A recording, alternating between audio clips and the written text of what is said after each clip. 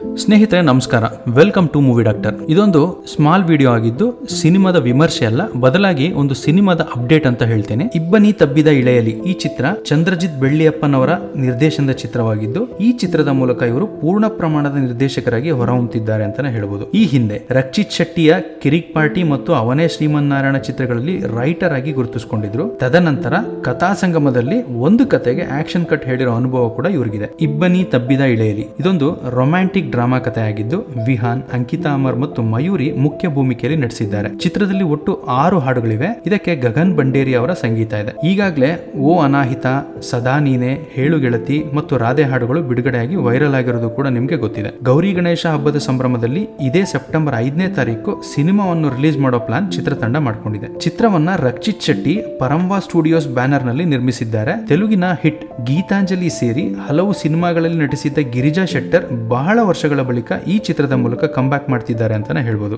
ಈ ಚಿತ್ರಕ್ಕೆ New York film ಅಕಾಡೆಮಿಯಲ್ಲಿ ತರಬೇತಿ ಪಡೆದಿರೋ ಶ್ರೀವತ್ಸನ್ ಸೆಲ್ವರಾಜನ್ ಅವರು ಕ್ಯಾಮ್ರಾಮನ್ ಆಗಿ ತನ್ನ ಸಿನಿ ಕರಿಯನ್ನ ಸ್ಟಾರ್ಟ್ ಮಾಡಿದ್ರೆ, ರಕ್ಷಿತ್ ಕಾಪು ಅವರ ಎಡಿಟಿಂಗ್ ಈ ಸಿನಿಮಾಗಿರಲಿದೆ. ಇವಿಷ್ಟು ಈ ಸಿನಿಮಾ ಕುರಿತಾದ ಅಪ್ಡೇಟ್ ಆಗಿದ್ದು, ಈ ಚಿತ್ರ ಉತ್ತಮ ಯಶಸ್ಸನ್ನು ಕಾಣಲಿ ಅಂತ ಹೇಳ್ತಾ ಈ ವಿಡಿಯೋನ ಎಂಡ್ ಮಾಡ್ತಾ ಇದ್ದೀನಿ.